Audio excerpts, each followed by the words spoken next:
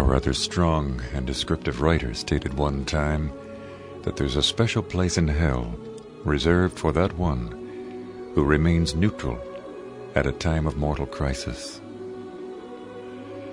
Hi, this is Nightsounds. I'm Bill Pearce with you for the next 30 minutes. On Nightsounds, usually we choose some sort of a topic or subject material.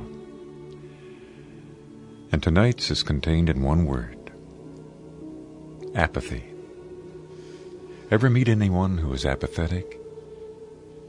Maybe you live with someone that way. What do you think the opposite of love is? I suppose many would respond with the word hate. The opposite of love is not hatred. It's apathy, indifference. And tonight, as we come together now for these few moments at the close of the day, I ask that you stay with me as we get into the topic of apathy. Greater is he that is in me. Greater is he that is in me.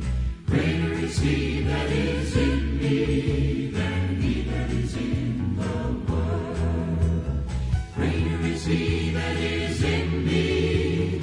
Greater is he that is in me.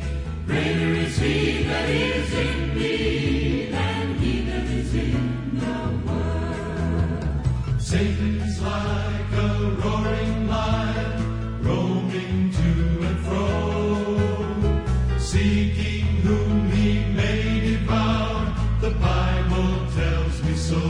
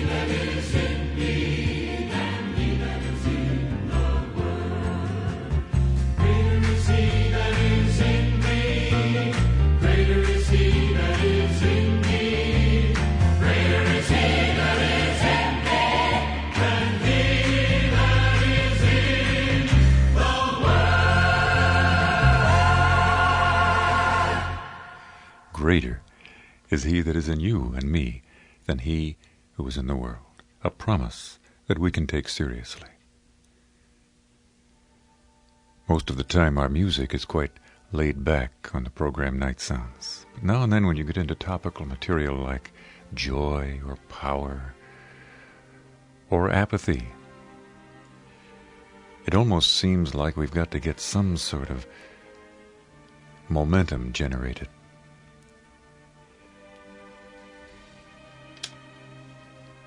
looking up a definition of apathy a moment before coming on the air here. It's very brief, but it says, apathy, without emotion, a lack of interest.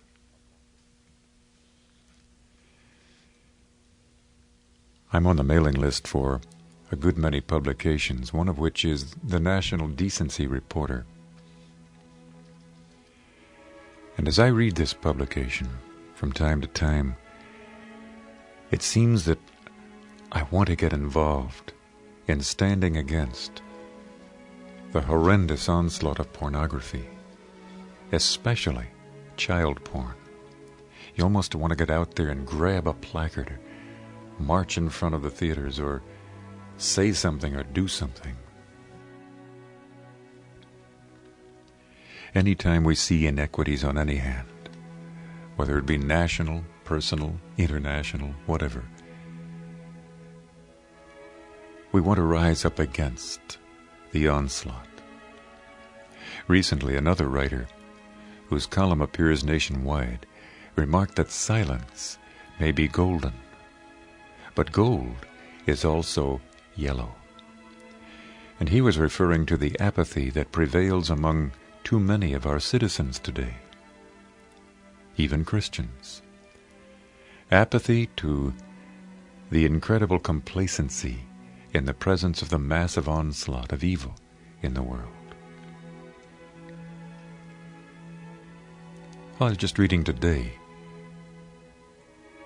in a national newspaper about the fact that evolutionists have dominated the scientific world without being made to prove their dogma.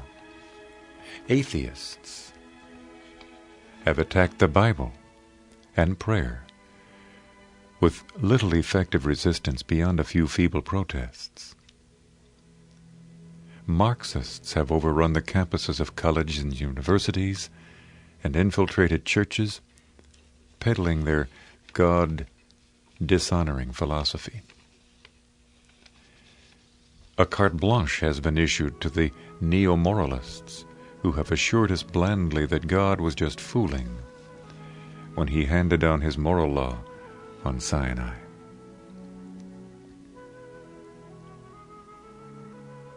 With only minimal resistance, the situationists have been allowed to come in free with their bold assertions of immorality.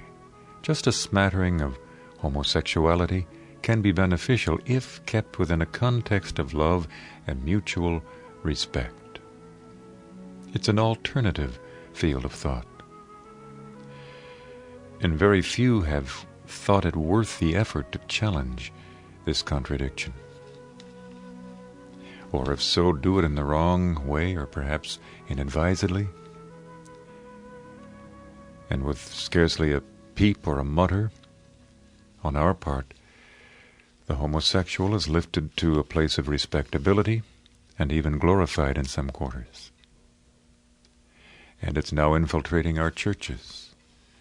And we're receiving mail here at Nightsounds to accept this particular form of behavior pattern within our church activities. In his publication, Apathy, Our National Demon, Joseph Barnett wrote, "The grim lesson of Sodom is so far away it has faded from our minds. The astronomic rise of the venereal barometer warns us that we have sown to the whirlwind, and the mass of illegitimate births indicates that the current moral laxity has already produced a bitter harvest. And many are so fog-bound by complacency that they can't detect the sound of the distant drum." And he went on to say, the men of Sodom, too, considered their impending judgment to be just a figment of Lot's hyperactive imagination. And until death began dropping from the skies, he seemed as one that mocked. And only when the superheated flesh began melting from their bones were they shaken from their apathy. But then it was too late. And the rather shattering bit of news is that God hasn't changed. He hasn't moved.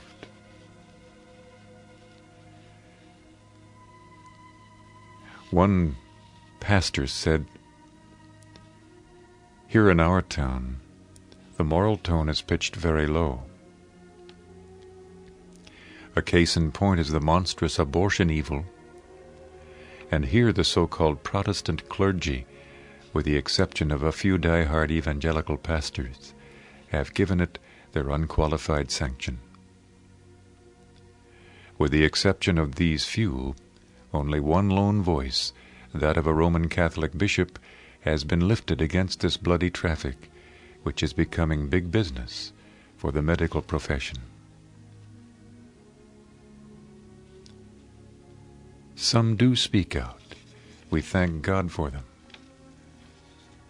It's easy to become apathetic. I myself have been in this condition many times, especially when we're busy or the problem doesn't come too close to the shores of our consciousness.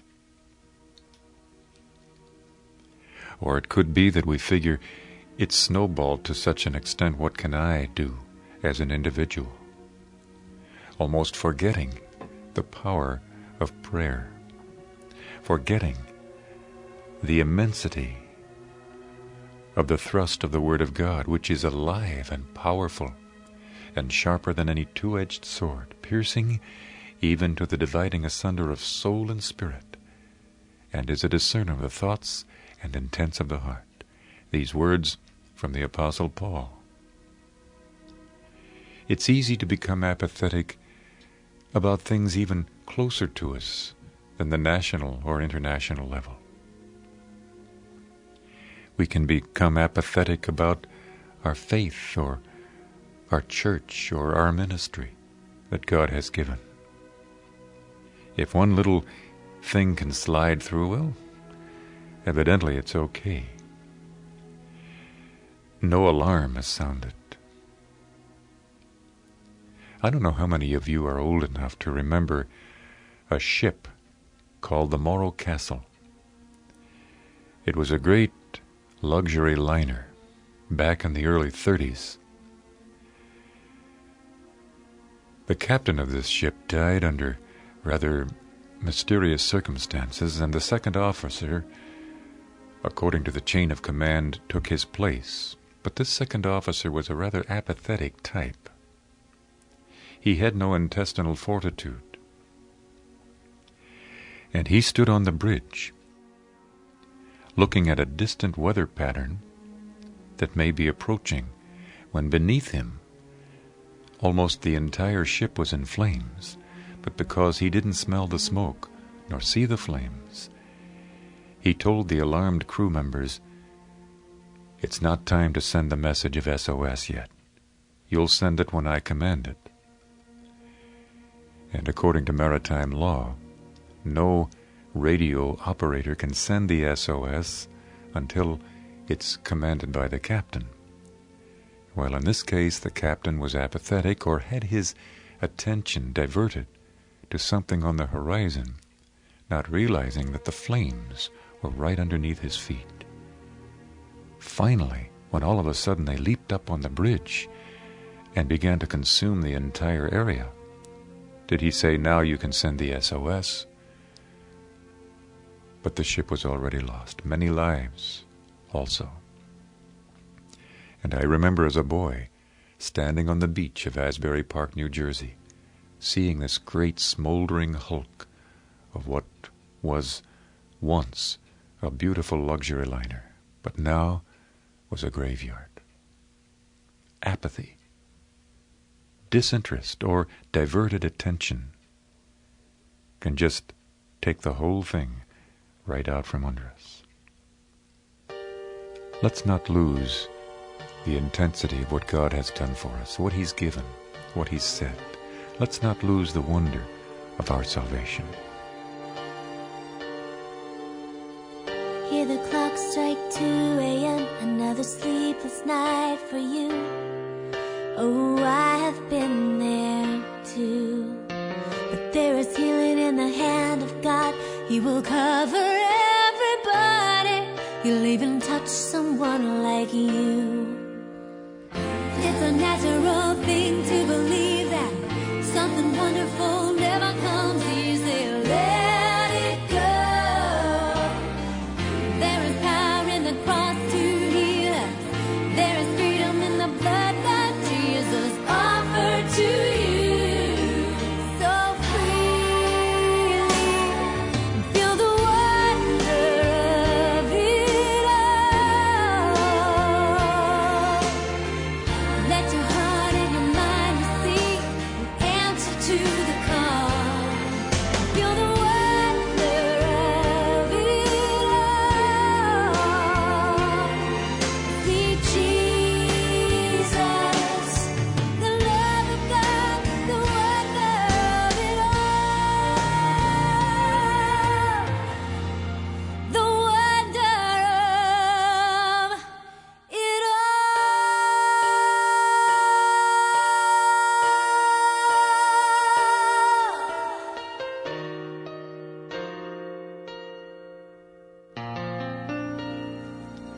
This is Nightsounds. My name is Bill Pearce, and we're on the air from Wheaton, Illinois, outside of Chicago. Thanks for joining us tonight. As I've already mentioned, we have different emphases every night. Subjects and titles and topics which I pray will relate to what you or I may be into or up to. Perhaps something on the horizon that's infiltrating its way into our environment. Nightsounds is a person-related one-on-one experience. It's togetherness. It's a relationship. And I thank you so much for being a part of this. Something very special happens. Certain reasons have come up for this, certain answers and explanations.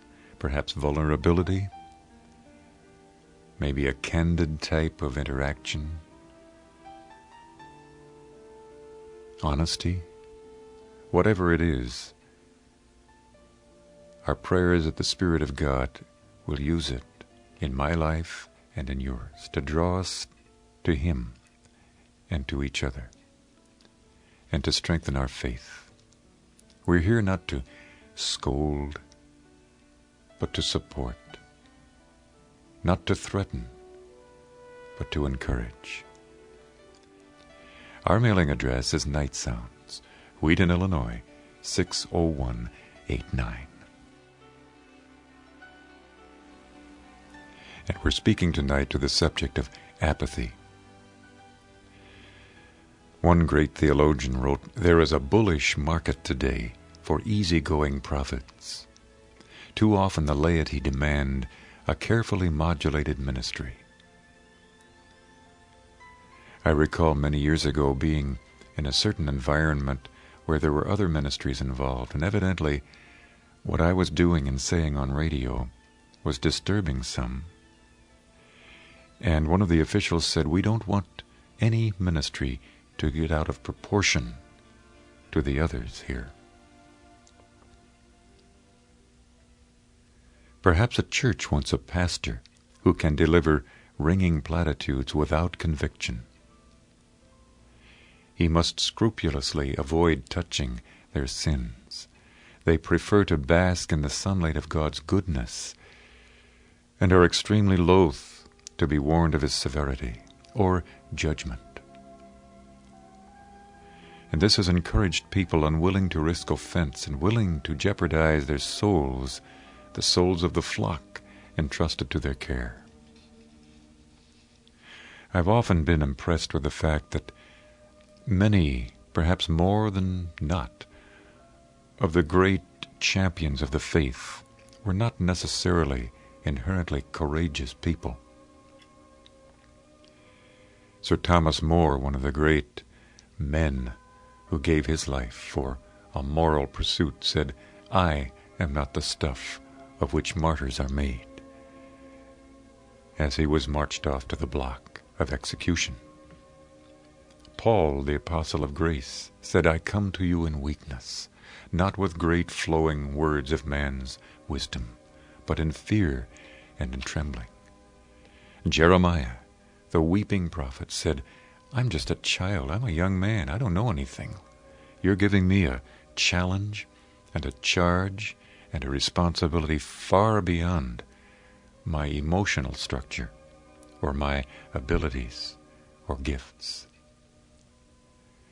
And I don't know how human we can call this, but it almost seems to me as if I can hear God saying, "Jeremiah, will you please be quiet and listen to me?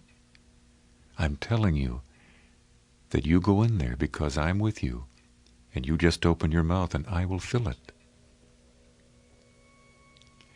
And when Jesus says to you and me tonight, as he did back there 2,000 years ago, "Listen, I am with you always, even unto the end of the age," he's not just throwing words and pretty phrases around. He is with us. And perhaps we're not courageous by nature. I certainly am not. I would like to go around the block to avoid a confrontation. I would rather just cover people with love and with encouragement than to rise up against an issue.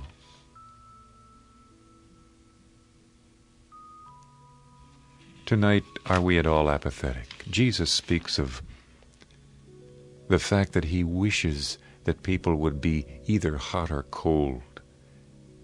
If they're lukewarm, he spews them out of his mouth. Apathetic? Well, that fits right in with the picture, doesn't it?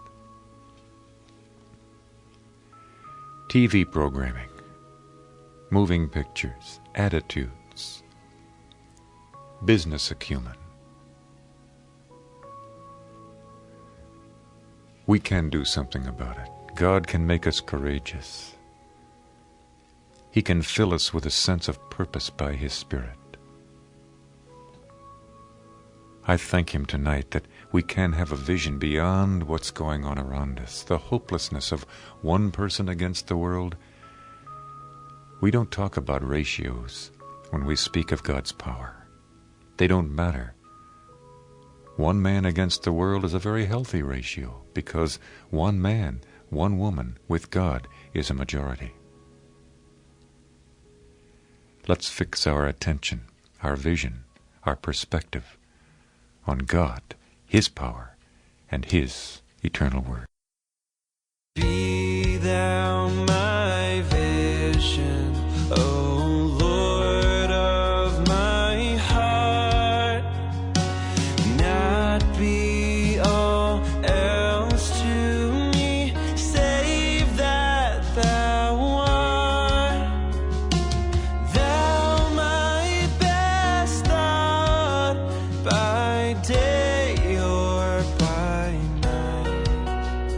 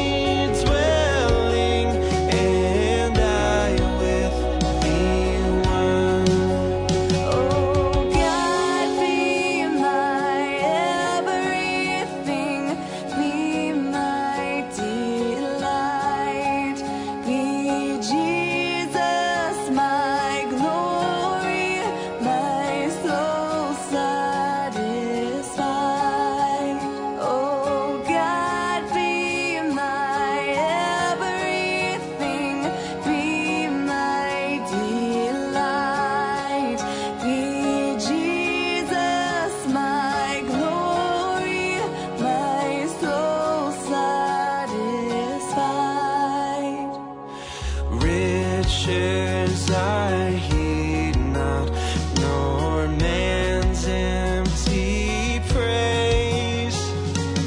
Thou my inheritance now and always. Thou and thou only come first in my heart. High King of heaven, my treasure thou art.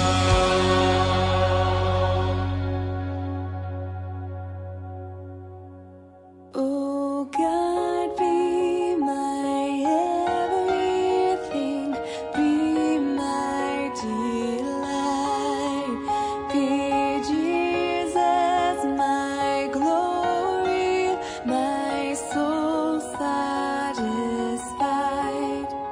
my soul satisfied, my soul satisfied. Be thou my vision, O Lord of my heart. Well, maybe a sleeping giant is beginning to rouse from his slumber. Maybe the pendulum is starting on a backstroke. Not everyone is apathetic. Perhaps the streaks of light we see breaking through the darkness are the heralds of an approaching dawn. We're told that evil men will grow worse and worse in their evil devices. But this is to be a harbinger of hope for the one who is centered in Jesus Christ, whose life is totally God-related. Apathy can creep in to any of us. Perhaps it's born by fear, or a lack of courage, or a lack of wanting to be involved. We are involved. We are in a life and death struggle against the enemy of the soul. But again, as we began, greater is he who is in you than he who is in the world. Let's take that with us all the way through tomorrow, okay? Our mailing address here is Nightsounds, Wheaton, Illinois, 60189. Thanks for sharing tonight. And in a few short hours there will be more by God's divine providence. See you then. Good night.